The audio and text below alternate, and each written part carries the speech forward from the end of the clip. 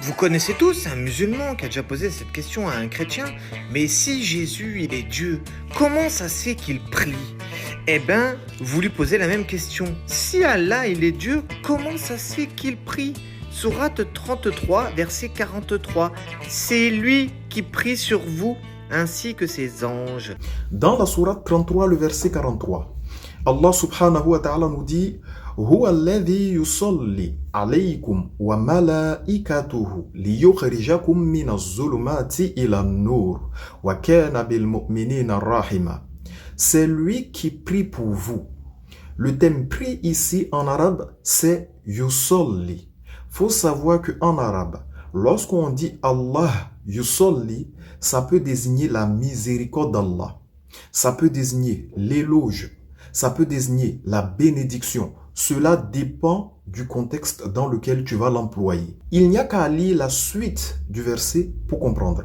C'est lui qui prie pour vous, ainsi que ses anges, afin de vous faire passer des ténèbres à la lumière, car Dieu est plein de mansuétude, de miséricorde, de bienveillance pour les croyants. Parce qu'en arabe ici, c'est wa kana bil mu'minina rahima. Donc dans ce contexte, yusolli a été utilisé dans le contexte de la miséricorde. D'accord?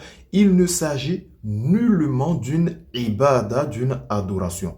Et au verset 56, certes, Allah et ses anges prient sur le prophète. Voilà.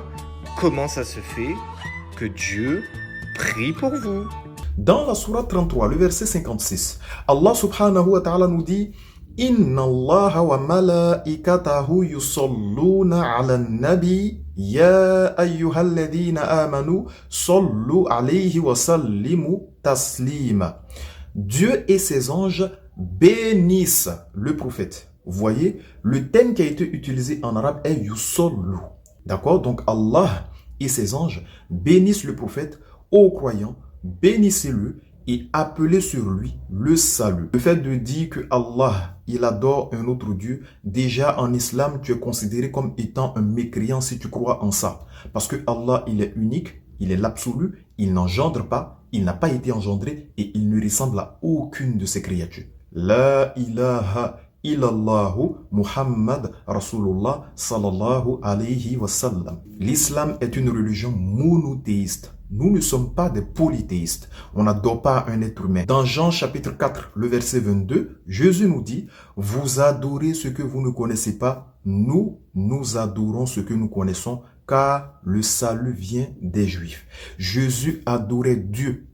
Jésus est exaucé par Dieu. Et Jésus, il a dit, or la vie éternelle, c'est qu'ils te connaissent toi, le seul vrai Dieu, et celui que tu as envoyé, Jésus-Christ. On vous appelle à adorer le véritable Dieu, le Dieu que Jésus a adoré. Arrêtez d'adorer un homme, arrêtez d'adorer une créature, ça fait de vous des polythéistes et des mécréants.